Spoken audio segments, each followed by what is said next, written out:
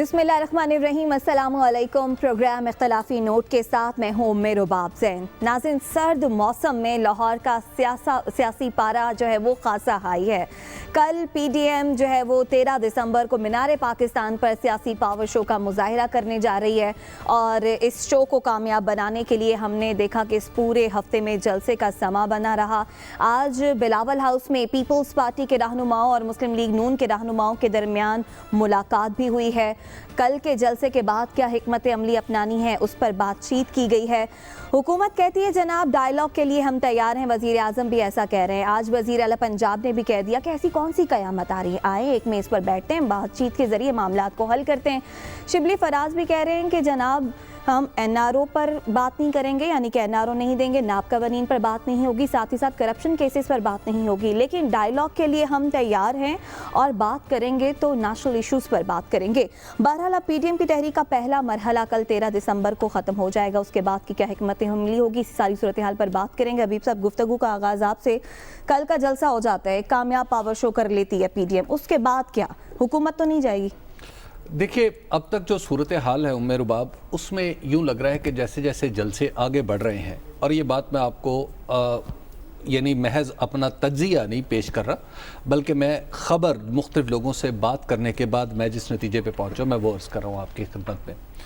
वो ये है कि पहले जब 20 सितंबर को एपीसी हुई थी तो उस वक्त ये वाज़े ख्याल था, ऐसा लग रहा था कि जैसे अब हुकूमत गई और अब हुकूमत गई और वो 22 निकात भी तय हो गए थे, इस्तीफ़े आएंगे, रैलियाँ होंगी, सब कुछ होगा। लेकिन जैसे जैसे ये तहरीक आगे बढ़ रही है उसमें ऐसे लग रहा है कि जैसे इस तहरीक पर से नवाज शरीफ की छाप कम हो रही है। उसकी वजह अगर आप 20 सितंबर को याद करें तो 20 सितंबर को जो तकरीर थी वो सिर्फ नवाज शरीफ की तकरीर थी। उसके बाद आप जब गुजरांवाला की तकरीर उनकी याद करें तो ऐसा लगता है कि जैसे नवाज शरीफ ने इस पूरे के पूरे पीडीएम को अपने हाईजैक नहीं, अपने कंट्रोल में कर लिया है। वो एक पॉलिटिकल पार्टी हाईजैक तो नहीं कर सकती ना, अपने कंट्रोल में कर लिया है और उन्हीं का नैरेटिव ही दरअसल पीडीएम का नैरेटिव है। फिर जैसे ये आगे बढ़ती गई तहरीक और मामलात जो हैं इस्तीफ़ों के दिन करीब आने लगे, लॉन्ग मार्च के दिन करीब आने लगे और उनकी डेडलाइंस करीब आने लगी, तो अब आपको ऐसा लग रहा है कि पाकिस्तान डेमोक्रेटिक मूवमेंट में मौलाना फजलुर रहमान का इख्तियार भी कुछ कम हुआ है। पाकिस्तान पीपल्स पार्टी के अंदर कुछ शऊरी तौर पर मुख्तलिफ ख्यालात जन्म लेने लगे हैं। खुद पाकिस्तान मुस्लिम लीग नून को अब नज़र आ रहा है कि हमने अब हमारे सामने चॉइसेस तो कई हैं, लेकिन उनके अंदर ये कन्फ्यूजन नज़र आ रहा है कि हमने कौन सी चॉइस लेनी है। और यही 3 बुनियादी इंग्रेडिएंट्स हैं पीडीएम के, और बाकी तो फिर छोटी पार्टियां हैं। अब आप अगर यहाँ से आगे चले, मसलन आपने पहला जलसा किया, हाँ जी आपने बड़ा अच्छा किया जी, बहुत बड़ा जलसा कर लिया। दूसरा जलसा, हाँ जी आपने बहुत बड़ा कर लिया। तीसरा जलसा बहुत बड़ा कर लिया। चौथा, पांचवा, छठा, 7वां, 70वां, 80वां, बड़े बड़े जलसे। यानी अब आप आगे क्या करना चाह रहे हैं, यहाँ से आगे कहाँ जाना है? यहाँ से आगे जाते हुए मुख्तलिफ सवालात उठते हैं, और वो सवालात ये हैं कि आप बड़ी अच्छी बात है जी, आप डेमोक्रेटिक पार्टीज हैं, आप हुकूमत गिराना चाहती हैं, बिस्मिल्लाह, आपका ये जमहूरी हक है, आप हुकूमत गिरा दें। अच्छा, लेकिन कैसे, ये सवाल है। अब दूसरी बात यह है कि अच्छा जी हुकूमत गिर गई, हुकूमत गिरने के बाद क्या हबीब अकरम वज़ीर आज़म बनेंगे, साद रसूल साहब बनेंगे, उम्मे रुबाब के ज़िम्मे ये जिम्मेदारी देनी है या किसी और को देनी है? ये फैसला किसने करना है? बिल्कुल। अच्छा, अब आप फिर उससे आगे चलें कि क्या जिस आदमी को ये जिम्मेदारी दी जाएगी वो ये जिम्मेदारी निभाने का अहल भी है कि नहीं? मैं अगर सोचूं, फर्ज किया जनाब, क्योंकि जो जिस तरह के हालात चल रहे हैं, मुझे कहें जी कि हबीब अकरम साहब आप जिम्मेदारी ये संभाल लें वज़ारत उज़्मा की। अच्छा, शौक मेरा अपनी जगह, लेकिन मुझसे चले एक दिन भी ना। लेकिन आप मशवरे बड़े अच्छे ठीक है, नहीं मैं देखिए, मुशीर तो हो सकता, मुशीर तो मुख्तलिफ लोग हो सकते हैं ना, हमारे सारे लोग, मुशीर तो पूरा हर शख्स हो सकता है, लेकिन कायद क्या हर शख्स हो सकता है? कम से कम मैं तो नहीं हो सकता। जाहिर है ये इन 3-4 लोगों में से किसी ने होना है ना। बिल्कुल। तो वो कौन होगा? तो लिहाजा अब आपको ये लग रहा है कि पीडीएम के सामने सवालात भी उठ रहे हैं और पीडीएम के अंदर कंफ्यूजन भी बढ़ रही है। अब अगर आप कहें कि यहाँ से میں آپ کو کل کی ملاقات کا احوال بتاؤں تو کل جو مریم نواز صاحبہ اور بلاول بھٹو صاحب زرداری صاحب کی جو ملاقات ہوئی اس میں بھی یہ سوال زیر غور آیا. اور آپ کو پتہ ہے بلاول بھٹو، میں نے آپ کو پہلے بھی خبر دی تھی اسی پروگرام میں کہ بلاول بھٹو نے جب پہلی ملاقات کی تھی اس وقت بھی کہا تھا کہ اچھا حکومت گرا دیں تو واٹ نیکسٹ، کیا ہوگا. اور کل بھی یہ سوال پوچھا گیا جس کے جواب میں پی ایم ایل این کی طرف سے اور ان کے لوگوں نے مختلف تجاویز دی. خیر وہ بھی میں آپ کو بتاتا ہوں. تو لیکن باٹم لائن یہ کہ یہ جلسہ ہوگا، شاندار ہوگا، کامیاب ہوگا، لیکن اس کے بعد کیا ہوگا؟ اس کے بعد پی ڈی ایم کے اندر ابھی ہمیں اتفاق رائے کے لیے بھی انتظار کرنا ہوگا اور اگلا قدم وہ کیا لیتے ہیں وہ بھی سوچنا ہوگا. مجھے کچھ اندازہ ہے کہ اگلے اقدامات کیا ہیں، وہ میں آپ کو بتاتا ہوں. آپ کو کیا لگتا ہے سعد، آنے والے وقت میں کامیاب جلسوں کے بعد پی ڈی ایم کا اتحاد اسی طرح سے قائم اور دائم رہے گا؟ تمام معاملات پر اسی طرح سے یکسوئی سے یہ لوگ چلتے رہیں گے؟ دیکھیے سب سے پہلی بات یہ ہے کہ پی ڈی ایم کی جتنی بھی پولیٹیکل پارٹیز ہیں ان سب کا اگر آپ کلیکٹیو ویٹ دیکھ لیں کہ کس شہر میں وہ سب سے زیادہ اپنا وزن دکھا سکتے ہیں تو وہ شہر کراچی نہیں، پشاور نہیں، ملتان نہیں، گجرانوالہ نہیں، وہ شہر لاہور ہے. اس وجہ سے کہ لاہور میں پیپلز پارٹی کی بھی پریزنس ہے، لاہور میں مولانا صاحب کی بھی پریزنس ہے، دیگر جماعتوں کی بھی پریزنس ہے اور نون لیگ کا لاہور بہت عرصے سے گڑھ ہے، کم از کم پچھلے 30 سال سے گڑھ ہے. تو اس کے اندر تو کسی کو کوئی سرپرائز نہیں ہونا چاہیے. ہم کل جب بات کر رہے ہوں گے کہ 25,000 30,000 40,000 بندہ آیا ہوا ہے تو کوئی اس کے اندر دو رائے نہیں ہونی چاہیے. اب نون لیگ کا اگر لاہور کا ووٹ اکٹھا کر لیں کہ کتنے ووٹ پڑے تھے 2018 کے الیکشن میں تو وہ اس سے کئی گنا ہے. لیکن ساتھ ہی ساتھ لاہور ہی وہ جگہ ہے جہاں پہ آپ کو یاد ہوگا 2011 میں عمران خان صاحب نے بھی بہت بڑا جلسہ کیا تھا. آپ پاکستان کی تاریخ میں چلے جائیں تو لاہور میں بہت بڑے بڑے جلسے ذوالفقار علی بھٹو صاحب نے کیے، اصغر خان صاحب نے کیے، دیگر لوگوں نے کیے. لاہور کے اندر بڑے جلسے کرنا ایک پاکستان کی تاریخ کا ایک پورا اس کے اندر پوری تاریخ ہے. بلکہ جلسے چھوڑیں، اب سے کچھ ہفتے پہلے جب تحریک لبیک یا رسول اللہ صلی اللہ علیہ وسلم کے بانی کی وفات ہو گئی تھی تو ان کا جو جنازہ تھا وہ اسی جگہ کے اوپر تھا اور لوگ کہتے تھے کہ اتنے لوگ ہم نے کبھی کسی جلسے میں بھی نہیں دیکھے. تو لاہور میں مختلف پولیٹیکل پارٹیز کی سپورٹ ہے، اس کے اندر تو کوئی دو رائے نہیں ہونی چاہیے کہ کل کا جلسہ بہت بڑا ہوگا. ٹھیک ہے، ہو گیا. ایشو یہ ہے کہ اس جلسے میں ڈیمانڈ کیا ہوگی. یہ حکومت اپوزیشن یا پی ڈی ایم کیوں گرانا چاہتی ہے؟ اس وجہ سے گرانا چاہتی ہے کہ مہنگائی بہت زیادہ ہے، اس وجہ سے گرانا چاہتی ہے کہ بے روزگاری زیادہ ہے، اس وجہ سے گرانا چاہتی ہے کہ ہمارے ہیلتھ کے مسائل سالو نہیں ہو رہے، کہ ہمارے ایجوکیشن کہ آئین اور قانون کے مطابق نہیں چل رہا ہے، ایجوکیشن ریفارمز نہیں ہو رہے. تو یہ تو تمام وہ چیزیں جس پہ حکومت کہتی ہے کہ آپ بیٹھ کے بات کر لیں. حکومت کہتی ہے کہ آئین اور قانون کے مطابق ادارے چلنے کے اوپر بات کر لیتے ہیں. کل ہمارے سامنے ہمارے پروگرام کے اندر شفقت محمود صاحب نے کہا، اس سے پہلے وزیر اعظم صاحب کہہ چکے ہیں. حکومت کہتی ہے مہنگائی پہ بات کر لیتے ہیں، حکومت کہتی ہے بے روزگاری پہ بات کر لیتے ہیں، حکومت کہتی ہے معاشی پالیسی کے اوپر بات کر لیتے ہیں، فورن پالیسی پہ بات کر لیتے ہیں. ایک چیز جس پہ حکومت بات نہیں کرنا چاہتی وہ ہے آپ کا احتساب کا عمل، نیب کے کیسز، نیب کے قانون میں ترامیم. صرف اس چیز پہ بات نہیں کرنا چاہتی. اب کیا ان جلسوں کا مقصد جو کہ حکومت کی آفر قبول نہ کرتے ہوئے رد کرتے ہوئے جلسے ہو رہے ہیں، کیا اس کا مطلب ہے کہ اپوزیشن کی ایفیکٹولی ایک ڈیمانڈ نیب کا قوانین ہی ہے، نیب کا قانون ہی ہے؟ کیا اپوزیشن کی جو ایک ڈیمانڈ ہے وہ صرف نیب کی کیسز ہی ہیں؟ کیونکہ ان کے علاوہ جتنی چیزیں ہیں جو اپوزیشن جن کی بات کر رہی ہے، نشاندہی کر رہی ہے، وہ بالکل درست مسائل ہیں. حکومت کہتی ہے بیٹھ کے بات کر لیتے ہیں. تو آپ بات بھی نہیں کرنا چاہ رہے اور آپ جلسہ کرنا چاہ رہے ہیں کہ ایسی جگہ پہ جہاں پہ سب نے پہلے سے تسلیم کر لیا کہ آپ کے بہت نمبرز ہوں گے، کرونا پھیلنے کا اور دیگر چیزوں کے مسائل ہم ایک طرف چھوڑ دیتے ہیں. تو پھر آپ جلسہ کرنے کی وجہ کیا ہے؟ کون سی وہ ڈیمانڈ ہے، کون سی وہ چیز ہے جس کی وجہ سے آپ حکومت کو ڈسلوج کرنا چاہ رہے ہیں؟ تمام چیزوں پر حکومت آپ سے بات کرنا چاہتی ہے، صرف ایک چیز ہے، وہ احتساب کا عمل ہے. بالکل. تو اس کو آپ جس بھی طریقے سے پڑھ لیں. میں ایک جملہ اور کہوں کہ ابھی حبیب صاحب نے کہا کہ پرائم منسٹر کون ہوگا اگر یہ وش لسٹ پوری بھی ہو جاتی ہے تو ذرا واضح کرتے چلیں کہ نواز شریف صاحب پرائم منسٹر ہو نہیں سکتے، ڈسکوالیفائڈ ہیں. مریم نواز صاحبہ پرائم منسٹر ہو نہیں سکتی، ڈسکوالیفائڈ ہیں. فضل الرحمان صاحب اس وقت کوئی الیکٹڈ ممبر ہے نہیں، پرائم منسٹر ہو نہیں سکتے کیونکہ اس کے لیے ان کو ایک سیٹ نیشنل اسمبلی میں جیتنی پڑے گی. تو جو پی ڈی ایم کے پاس لوگ موجود ہیں ان میں سے بلاول بھٹو زرداری صاحب ایک ایسے شخص ہیں جن کے پاس ایک ایم این اے کی سیٹ ہے اور کل کو پرائم منسٹر ہو سکتے ہیں. کیا یہ ملک سندھ کی گورننس آپ دیکھ لیں، سندھ کے پچھلے 15-20 سال کی گورننس دیکھ لیں، کیا وہاں پہ مہنگائی ختم ہوگی؟ جو بلاول بھٹو زرداری صاحب وفاقی حکومت میں وزیر اعظم بن کے مہنگائی ختم کر دیں گے؟ کیا وہاں پہ دوائیاں مل رہی ہیں جو وہ وفاقی حکومت میں آ کے دلوا دیں گے؟ بھائی آپ بلاول بھٹو زرداری صاحب کو صبح وزیر اعظم بنا دیں گے تو کون سی چیز کم ہو جائے گی؟ سندھ کی حکومت کا حالات نہیں دیکھ لیے پچھلے 10 سال کے؟ بہرحال مسلم لیگ نون کے سینئر رہنما رانا ثناء اللہ صاحب ہمارے ساتھ موجود ہیں۔ رانا ثناء اللہ صاحب، اب تک 5 جلسے ہو چکے، کل کا جلسہ بھی ہو جائے گا 13 دسمبر کو مینار پاکستان پر۔ اب تک پی ڈی ایم نے تمام جلسے جو ہیں وہ آپ کی نظر میں کامیاب، جلسہ بھی جو ہے وہ بہت بڑا جلسہ ہو جاتا ہے، واٹس نیکسٹ؟ اس کے بعد پھر اب پی ڈی ایم کیا کرنے جا رہی ہے؟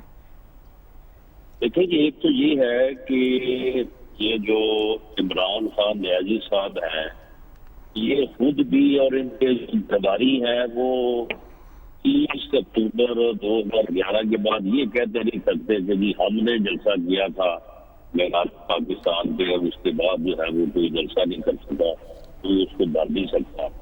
ایک تو یہ ہے کہ ایک ایسی جماعت، ایک ایسی حکومت ایک جلسے کی بنیاد پہ جو بنی ہے، یہ انشاءاللہ تعالی جو ہے وہ 30 اکتوبر 2011 کے جلسے کی بنیاد پہ ان کو جو ہے وہ تھوڑی اہمیت ملی تھی، اور یہ اب 13 دسمبر 2020 کے جلسے سے انشاءاللہ جو ہے نا ان کا جو ہے وہ خاتمہ بھی جلسے سے شروع ہوئی جلسے پہ ختم ہوگی۔ یہ معاملہ یہ ہے کہ 13 دسمبر کو انشاءاللہ تعالی یعنی کل پورا لاہور انشاءاللہ تعالی اور پنجاب اور پاکستان کے مینار پاکستان پہنچ کے جہاں پہ قرارداد پاکستان پاس ہوئی تھی، پاکستان کی بات ہوئی تھی، پاکستان کی بنیاد رکھی گئی تھی، وہاں پہ پاکستان کے عوام بات کا اعادہ کریں گے، پھر پاکستان میں جمہوریت ہوگی،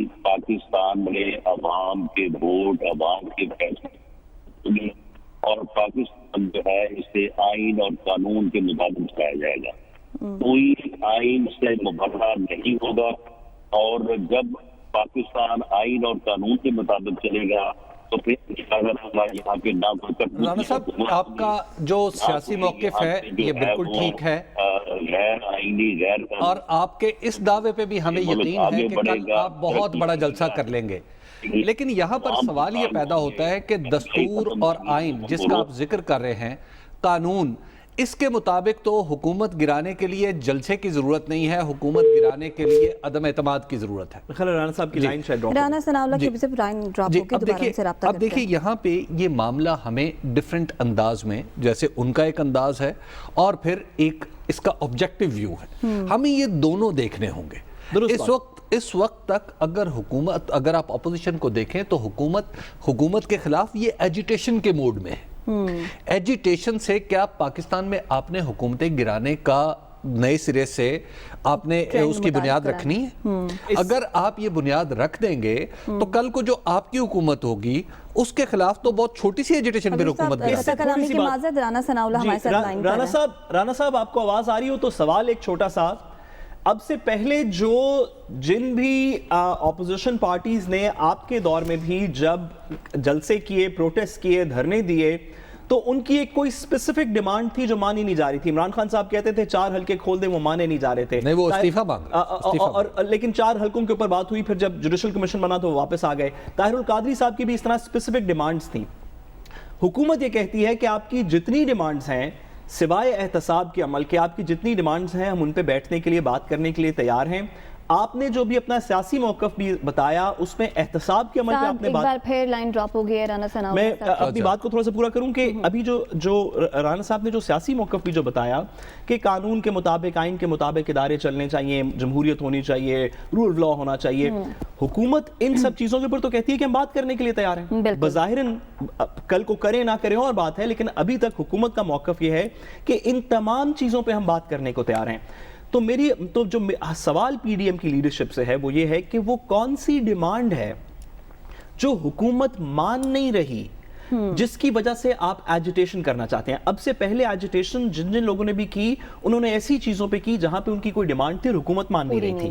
حبیب صاحب کی بات درست ہے کہ عمران خان صاحب استعفے بھی مانگ رہے تھے حکومت کے, لیکن جب جوڈیشل کمیشن بن گیا, اے پی ایس پشاور کا واقعہ ہوا, جوڈیشل کمیشن بن گیا, 4 حلقے کھلنے کی یا اس کو انویسٹیگیٹ کرنے کی بات آئی, تو وہ دھرنا ختم ہو گیا. طاہر القادری صاحب کا ایک معاہدہ سائن ہوا, اس معاہدے کے اندر کچھ چیزیں تفصیلی طور کے اوپر آئیں, ان کا مسئلہ سالو ہو گیا, وہ واپس گھر چلے گئے.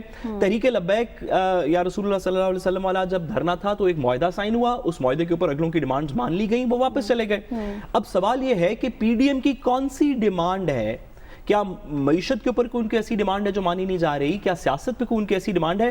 ہاں, اگر ان کی ڈیمانڈ یہ ہے کہ کیسز واپس کر دیں, نیب کا قانون ختم کر دیں, تو بتائیں کہ یہ ڈیمانڈ ہے جو حکومت نہیں مان رہی. لیکن یہ کہنا کہ ہم قانون کی بالادستی اور ووٹ کو عزت کے لیے نکلے ہیں اور ہم اس ملک میں بہتری کرنے کے لیے نکلے ہیں, اور حکومت کہتی ہے کہ ان تمام چیزوں پہ آپ سے بیٹھ کے بات کر لیتے ہیں, اور پھر بھی آپ کہیں کہ نہیں ہم بات نہیں کریں گے, ہم جلسہ کریں گے کرونا کے درمیان میں, تو یہ سوال پی ڈی ایم تھوڑا سا واضح کر دے ان کی لیڈرشپ کہ وہ کون سی چیز ہے جو آپ کی مانی نہیں جا رہی جس کی وجہ سے آپ احتجاج کرنا چاہتے ہیں. اچھا, ڈائیلاگ کے ساتھ ساتھ پھر ایک اور بڑا اہم معاملہ استعفے. نون لیگ کی قیادت کو نون لیگی استعفے دے رہے ہیں, پیپلز پارٹی قیادت کو پیپلز پارٹی والے استعفے دے رہے ہیں, لیکن کیا یہ تمام استعفے جو ہیں وہ اسپیکر تک بھی پہنچیں گے, خاص طور پر پیپلز پارٹی کے؟ یہ تو بھی اگلی باتیں ہیں نا. دیکھیے, سب سے پہلے تو اگر آپ اس میں مذاکرات والا حصہ دیکھیں نا, میں اس پہ تھوڑا عرض کر رہا ہوں. مذاکرات میں حکومت یہ کہتی ہے کہ ہم بات نہیں کریں گے. یہ حکومت کا سیاسی موقف ہے, نہ تو یہ قانونی ہے اور نہ اب تک یہ بہت زیادہ قانونی ثابت ہو سکا ہے.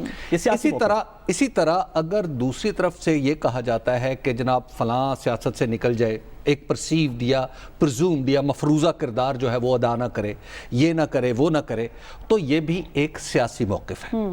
اور اگر یہ کہا جائے کہ نیب کا قانون غلط ہے تو بھی ایک غیر جمہوری بات نہیں ہے. اگر یہ کہا جائے کہ نیب کا استعمال غیر جمہوری ہے, اس میں بھی یہ بھی کوئی غلط بات نہیں ہے. پاکستان کی جمہوریت کے اندر نیب کا استعمال ہوتا رہا ہے. اس لیے یہ کہنا کہ احتساب کے اوپر میں بات نہیں کروں گا, کیوں نہیں کروں گا؟ آپ ایک ڈیموکریٹک وزیر اعظم ہے نا. درست بات ہے. اسمبلی میں سارے قوانین جو ہیں وہ کیوں نہیں ڈسکس ہو سکتے؟ درست بات ہے. رانا صاحب, سوال ایفیکٹولی آپ سے اور پی ڈی ایم کی لیڈرشپ سے یہ ہے کہ آپ جب حکومت نے کہا کہ ہم احتساب کے علاوہ ہر چیز پہ آپ سے بات کرنے کو راضی ہیں, تو آپ کی وہ کون سی ڈیمانڈ ہے جو حکومت مان نہیں رہی, جس وجہ سے آپ کا خیال ہے کہ صرف جلسے, جلوس, دھرنے, لانگ مارچ, اسی طرح کی چیزیں آپ کی پولیٹیکل آپشنز ہیں؟ وہ کون سی چیز ہے جو آپ ڈیمانڈ کر رہے ہیں جو حکومت جس پہ بات کرنے کو تیار نہیں؟ Not responding at the moment. میرا خیال ہے رانا صاحب کئی سفر میں ہیں, تو چلیے خیر رانا صاحب. اچھا, اب دیکھیے کہ یہاں پر جب آپ مذاکرات کی بات کرتے ہیں تو آخر حکومت کو یہ بار بار کہنے کی کیا ضرورت ہے کہ احتساب پہ بات نہیں کریں گے؟ کیوں نہیں کریں گے؟ یہ عرض کرنا چاہتا ہوں as a journalist, as a Pakistani, میں آپ سے سوال پوچھنا چاہتا ہوں کہ کیا سارے کے سارے پیپلز پارٹی اور پی ایم ایل این والے شیطان ہیں اور سارے فرشتے جو ہیں وہ پی ٹی آئی میں جمع ہو گئے جو کہ کچھ عرصہ پہلے جو کچھ عرصہ پہلے کسی اور جماعت میں تھے؟ میں پوچھنا چاہتا ہوں کہ خسرو بختیار کے اثاثوں پہ بات کیوں نہیں ہو سکتی؟ میں یہ بھی پوچھنا چاہتا ہوں کہ نیب جو ہے یہ فیصل ووڈا کے اثاثوں پہ بات کیوں نہیں کرتا؟ علی زیدی امریکہ میں خود بتا رہے ہیں, ٹیلی ویژن پہ آگے ان کے بارے میں خبر آئی اور جس کی انہوں نے تصدیق کی کہ وہ امریکہ میں وہ تھے, وہ بینکرپٹ ہو چکے تھے. اچھا, اس طرح کے صلاحیتوں کے لوگ ہمارے وزراء ہیں تو ہم کیوں نہیں بات کر سکتے؟ نیب کے 3 نوٹسز عبدالحفیظ شیخ کو گئے ہیں جو وزیر خزانہ ہیں, وہ کیوں نہیں پیش ہوئے وہاں جا کے؟ جب یہ احتساب پہ بات نہیں کروں گا, یہ کیا طریقہ ہے؟ بات یہ ہے کہ آپ اپنے سیاسی موقف کو, آپ اپنے سیاسی دشمن کے ساتھ ہونے والے سلوک کو تو احتساب قرار دیں, اور جب آپ کے اوپر کوئی بات آئے تو آپ خود کو ایماندار قرار دے دیں. یہ نہیں ہو سکتا. تو لہٰذا احتساب کا پہ بات نہیں کروں گا, یہ اتنا ہی غلط نقطہ ہے جتنا غلط پی ڈی ایم کی طرف سے مذاکرات کو تسلیم نہ کرنا. جیسے کل اپنی ہماری محترمہ مریم نواز اور محترم بلاول بھٹو زرداری صاحب فرما رہے تھے. اب ان دونوں کو کیا کہے, دونوں نوجوان قیادتیں کھڑی ہو کے شانہ بشانہ یہ کہہ رہی ہیں کہ ہم مذاکرات نہیں کریں گے. اچھا بھی یہ کون سا پولیٹیکل رویہ ہے؟ آپ مذاکرات نہیں کریں گے, یہ کون سا رویہ ہے؟ آپ کے ابا جان, اب قبلہ گاہی ابا جان جب جیل میں تھے اس وقت مذاکرات ہو رہے تھے. آپ کے قبلہ گاہی آصف علی زرداری جیل میں تھے تو این آر او ہو رہا تھا. آپ کے قبلہ گاہان جیلوں میں بیٹھ کے باہر حکومتیں بنوا اور گرا رہے تھے. آپ کی اے آر ڈی کے اجلاس میں لوگ بیٹھے تھے اور مذاکرات ہو رہے تھے.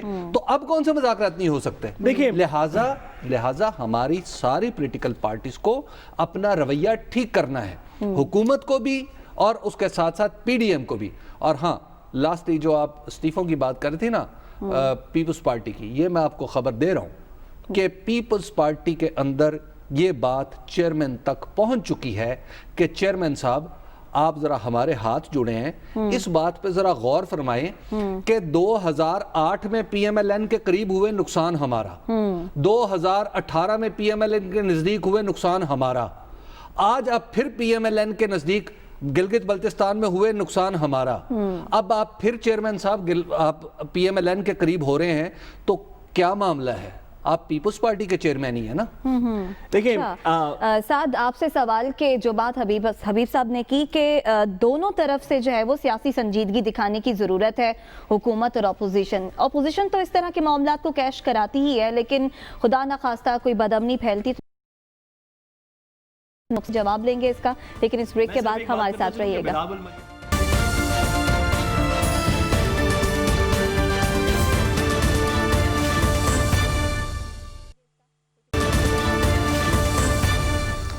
ویلکم بیک ناظرین. ساتھ بریک پر جانے سے پہلے حبیب صاحب پیپلز پارٹی کے استعفوں کے حوالے سے بتا رہے تھے, آپ کو بھی یہی لگتا ہے کہ بڑا مشکل ہے پیپلز پارٹی جو ہے وہ استعفے دے دے؟ دیکھیے, میں بریک سے پہلے آپ کو جانے سے پہلے کہہ رہا تھا کہ آپ کو یاد ہوگا کہ یہ جو دوستی ہے پیپلز پارٹی اور نون لیگ کی, یہ پچھلے 10-15 سال کے اندر ایک کنویننس کی دوستی ہے. میرا تو خیال ہے کہ میں کم از کم 2017 سے جب سے یہ احتساب کا عمل پینما کے بعد سے شروع ہوا ہے, تو میرا تو ہمیشہ سے خیال رہا ہے کہ ان میں جب اختلاف بھی دیکھا گیا ہے تو وہ ایک مصنوعی اختلاف ہے, کیونکہ کور ایشو جس کے اوپر یہ آج کا دھرنا ہو رہا ہے, جس کے اوپر یہ کل کا جلسہ ہو رہا ہے, جس پہ پچھلا جلسہ ہوا تھا, جس پہ جی ٹی روڈ کی ریلی ہوئی تھی, جس پہ جے آئی ٹی ہوئی تھی, جس پہ اب سے پہلے کے دیگر جلسے ہوئے تھے, کور ایشو احتساب کا ایشو ہے اور اس پہ یہ ایک ہے. تو وہ جو نعرہ مریم بی بی نے 2018 کے الیکشن سے پہلے کنوینئنس میں لگایا کہ عمران زرداری بھائی بھائی, اس کو ہم تھوڑا سا ریوائز کر لیں اور وہ 500 کم از کم تصویریں دکھانی شروع کر دیں جہاں پہ بلاول مریم بہن بھائی یا آپ اس کا کوئی آپ نعرہ کوئی متبادل میرے سے بہتر نعرے بنانے والے حبیب صاحب شاید بہتر بتا سکیں. دیکھیے, اکاؤنٹیبلٹی کا پروسیس دونوں پولیٹیکل پارٹیز کے لیے مسئلہ ہے. اچھا, یہ بات کرنی کہ نیب کے قوانین میں کچھ خلش ہے, نیب کے قوانین درست نہیں ہے, ان میں امپروومنٹ کی گنجائش ہے, یہ بات بالکل درست ہے. نیب کا رویہ بہتر ہونا چاہیے, نیب کے انویسٹیگیشن پروسیسز بہتر ہونے چاہیے, اس میں بھی کوئی دو رائے نہیں, یہ بھی بات درست ہے. کیا جب نیب کا رویہ بہت بہترین تھا قمر زمان چودھری صاحب کے نیب کی چیئرمین شپ کے درمیان, یعنی کہ بہترین رویہ یہ تھا کہ سیاستدان کہتے تھے کہ نیب کے چیئرمین کی کیا مجال کہ وہ ہم سے سوال پوچھ سکے, تو اس وقت رویہ بالکل درست تھا. اس وقت رویہ ایسے بہترین چل رہا تھا, کسی کو نیب سے کوئی خلش نہیں تھی, نہ نیب کسی کو نوٹس بھیجتا تھا, نہ نیب کے نوٹس کا کوئی جواب دیتا تھا, لوگ للکارے مارتے تھے. اور یہ بات اس بات سے کون ڈینائی کر سکتا ہے؟ آپ پیپلز پارٹی سے پوچھ لیں, آپ نون لیگ سے پوچھ لیں کہ کیا پچھلے ہم 2008 کے بعد سے جمہوریت کا ٹائم پیریڈ دیکھ لیتے ہیں, کیا 2008 سے 18 کے درمیان میں جب پی ٹی آئی کی گورنمنٹ نہیں تھی, کیا اس 10 سال میں اس ملک میں کرپشن ہوئی ہے؟ اس سے irrespective of کہ کس نے کی ہے, ہم ابھی کس نے کی ہے, کسی ایک انڈیویجول کی طرف نہیں دیکھتے, کیا اس ملک میں کرپشن ہوئی؟ کیا اس ملک میں لوٹا گیا پیسہ قوم کا؟ کیا اس ملک میں عوامی پروجیکٹس کے اندر سے پیسہ نکالا گیا؟ کیا تھر کے بچوں کا پیسہ جو پانی کے لیے 5 ارب روپیہ درمیان میں ہر ایک سال پانی اور بھوک کے لیے رکھا گیا تھا, کیا وہ ان تک پہنچا؟ کیا 5 ارب روپے کی ہر سال تھر کے بچوں کے لیے ڈیولپمنٹ ہوئی؟ کیا اس ملک کے اندر جو سڑکیں بنی, جو پل بنے, جو دیگر چیزیں بنی, کیا اس میں پیسہ نہیں کھایا گیا؟ تو ہر بندہ بات مکمل کیجیے، لیکن وہ استعفوں والے معاملے پر بھی نظر آتے ہیں. تو کوئی بندہ اس کو ڈینائی نہیں کرے گا کہ اس ملک میں کرپشن ہوئی، لیکن اس 10 سال میں نہ اکاؤنٹیبلٹی کا پروسیس چلا، نہ کرپشن کے اوپر نوٹسز ہوئے، نہ کسی نے انویسٹیگیٹ کیا. تو سب لوگوں کے لیے نیب کا رویہ بھی ٹھیک تھا، دیگر چیزیں بھی ٹھیک تھیں. آج بھی افیکٹو ایشو اکاؤنٹیبلٹی کا ہے، افیکٹو ایشو باقی ہر چیز پہ حکومت بات کرنا چاہتی ہے. ایک اکاؤنٹیبلٹی کا مسئلہ ہے جو دونوں پولیٹیکل پارٹیز کا ہے. اب پیپلز پارٹی ایسی سچویشن کے اندر، پیپلز پارٹی کا پچھلے 2-3 سال کے اندر ایک بڑی اچھی پولیٹیکل اسٹریٹجی رہی ہے کہ نون لیگ کو فرنٹ میں رکھا، وہ اپنی لڑائی لڑتی رہی اور پیپلز پارٹی بیک اینڈ پہ رہی، جس وجہ سے ہم نواز شریف صاحب کی پلیٹلیٹ کاؤنٹس تو ہر 5 منٹ بعد بتاتے رہے. آصف علی زرداری صاحب جو اصل میں بیمار ہیں، ان کی بیماری کی ہم نے پوری طرح تشخیص بھی نہیں کی، وہ ایک دن بھی جیل نہیں گئے، ان کو لیزی بوائے نیب کے اندر بھی ملا رہا. پیپلز پارٹی کا فرنٹ لائن کے اوپر آ کے لڑائی کرنا، یہ کہنا کہ ہم سب سے پہلے استعفے دے دیں گے، ہم سندھ گورنمنٹ گرا دیں گے، ہم سندھ گورنمنٹ گرانے کے بعد الیکٹورل کالج سینٹ کا پورا نہیں ہونے دیں گے، ہم نئے الیکشنز کی طرف جائیں گے، یہ ایک ایسا سٹیپ ہے جو پچھلے 3 سال میں اتنی بڑی کانفرنٹیشن کا سٹیپ زرداری صاحب نے نہیں لیا. کیا بلاول صاحب مریم صاحبہ کے ساتھ مل کے پیپلز پارٹی کو اس لڑائی کے فور فرنٹ پہ لائیں گے نہیں لائیں گے؟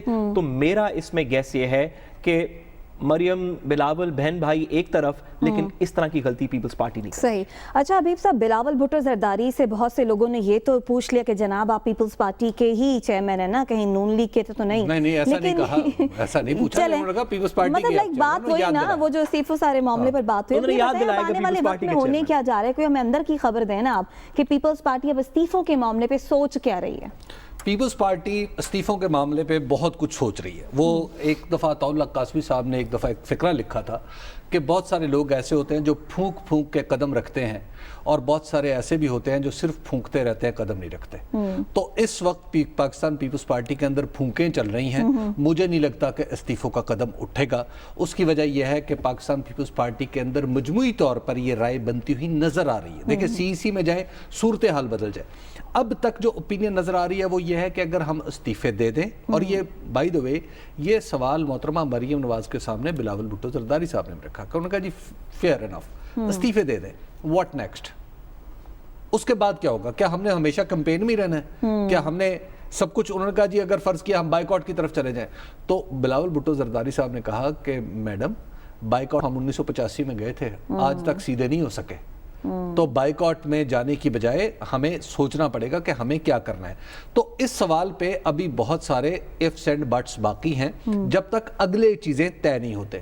اور دوسری بات یہ کہ آج میں آپ کو ایک بتاؤں کہ ایک سینیٹر ہیں پاکستان پیپلز پارٹی کی، انہوں نے اپنے ایک بڑے جید وکیل ہیں پیپلز پارٹی کے، میں نام نہیں لینا چاہ رہا ایکچولی دونوں کا، ان سے پوچھا کہ یہ بتائیں، اشارتاً کہہ دیتا ہوں کہ یہ بتائیں کہ اگر سندھ اسمبلی ٹوٹ جائے تو پھر سینٹ کے الیکشن ہو جائیں گے؟ تو ان وکیل صاحب نے فوراً کہا جی سینٹ کے الیکشن ہو جائیں گے. تو وہ سینیٹر صاحبہ بڑی پریشان ہوئی، انہوں نے کہا تو پھر سندھ اسمبلی توڑنے کا ہمیں کوئی فائدہ نہیں ہوگا. انہوں نے کہا نہیں کوئی فائدہ نہیں ہوگا، کیونکہ جب سینٹ کا الیکشن اس وقت ہو جائے گا جب سندھ اسمبلی دوبارہ بن جائے گی. تو اور سندھ کی حد تک تو یہ صورتحال آپ کو ذہن میں رکھنی چاہیے کہ یہ ہے ڈسکشن کا لیول. دوسری بات، اب دیکھیے آپ پیپلز پارٹی کو ہم لاکھ برا کہتے ہیں، اور جناب بہت برے جی. میں I was just wondering کہ پیپلز پارٹی نے، آپ کو یاد ہے 2008 میں ڈالر کہاں سے لیا تھا؟ 70 روپے سے. چھوڑا کہاں؟ 98 روپے پہ. کتنا بنا؟ 28%. مسلم لیگ نون نے ڈالر کہاں سے لیا تھا؟ 98 روپے سے. چھوڑا کہاں؟ 124 روپے پہ. کتنا؟ 28%.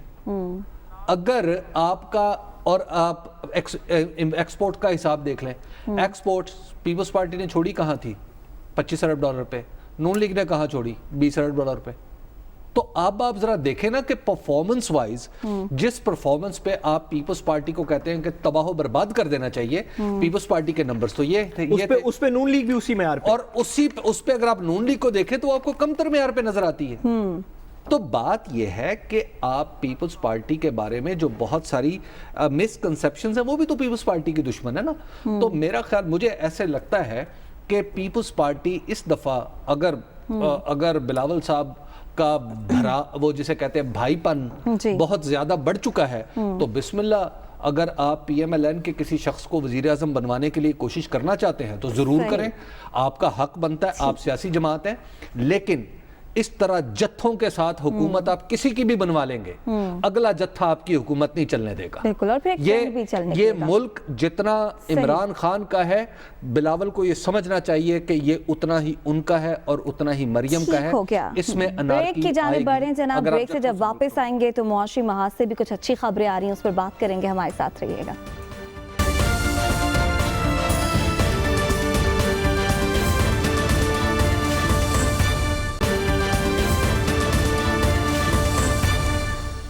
ویلکم بیک ناظرین. معیشت کے حوالے سے اچھی خبریں آ رہی ہیں اور کہا جا رہا ہے کہ کارخانوں میں ماشاءاللہ سے پیداوار اتنی بڑھ گئی ہے کہ مزدور بھی کم پڑ رہے ہیں. مسلسل 3 ماہ سے برآمدات میں بھی اضافہ ہو رہا ہے. ساتھ ہی ساتھ کرنٹ اکاؤنٹ خسارہ بھی گزشتہ 4 ماہ سے سرپلس ہے. وزیر اعظم عمران خان بھی اپنی ٹیم کو مبارکباد دے رہے ہیں کیونکہ چینی جو کہ 100 کراس کر گئی تھی وہ اب واپس 81 روپے پر آ گئی ہے. حبیب صاحب، یہ واقعی اب معیشت اس قدر بہتر ہو گئی ہے کہ اب اس کا ریلیف جو ہے وہ عوام کو ملنا شروع ہو گیا؟ دیکھیے، اگر تو پہلے تو یہ سمجھ لیجئے کہ معیشت کی ایکچولی حکومت کو کچھ سمجھ آنے لگی ہے، اور جب میں حکومت کو سمجھ آنے لگی ہے تو اس کا مطلب یہ ہے کہ وزیر اعظم کو سمجھ آنے لگی ہے. وزیر خزانہ اور ڈاکٹر رضا باقر گورنر اسٹیٹ بینک کو معیشت سمجھ نہیں آتی. میرا مشورہ آج بھی ان کے لیے ہے کہ 11ویں جماعت کی اکنامکس کی کتاب پڑھیں. حکومت میں ایک اہم شخص کا اضافہ ہوا ہے، وہ ہے ڈاکٹر وقار مسعود. ڈاکٹر وقار مسعود اور کچھ دوسرے اکانومسٹوں نے وزیر اعظم کو جب مشورے دینا شروع کیے تو وزیر اعظم کی توجہ ان چیزوں پر آئی جہاں پر آنی چاہیے.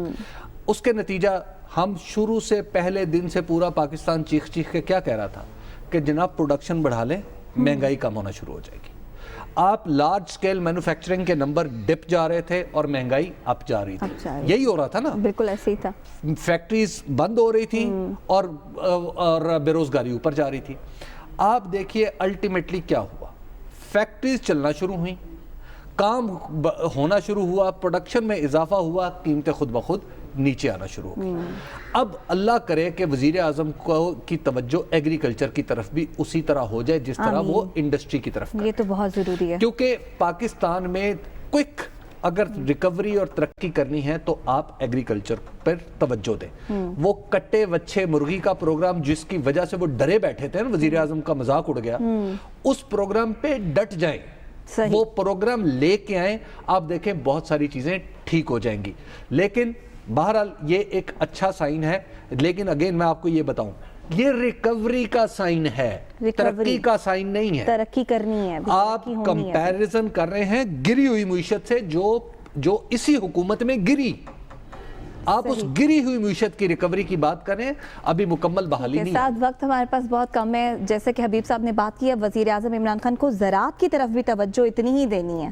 دیکھیے، ہم سے حبیب صاحب سے تو میں نہیں کہوں گا، مجھ سے بہت بہتر اکانومسٹ اور لوگ جو کہ انڈسٹری کو گراؤنڈ کے اوپر سمجھتے ہیں، چیمبرز کے صدور اور دیگر عہدیداران جن کو ہم نے اپنے پروگرام میں اب سے چند ایک ہفتے پہلے لیا تھا، ان سب نے کہا کہ حکومت کی پالیسیز جو ہیں وہ انڈسٹری کو بہتر کر رہی ہیں. عمران خان صاحب کے جو اوریجنل ان کے کیمپین کے وعدے تھے وہ ایفیکٹولی 2 نوعیت کے تھے. ایک احتساب کا جس کے اوپر وہ ڈٹے ہوئے نظر آتے ہیں.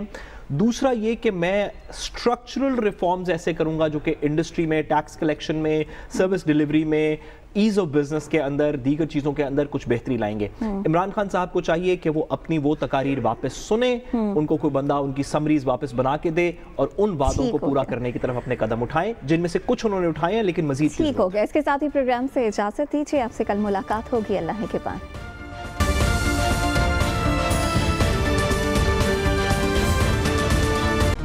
Hi, it's Sayyeda Shanaz here. Thank you for watching Dunia News. For more videos and updates, don't forget to click the subscribe button. Keep watching Dunia News.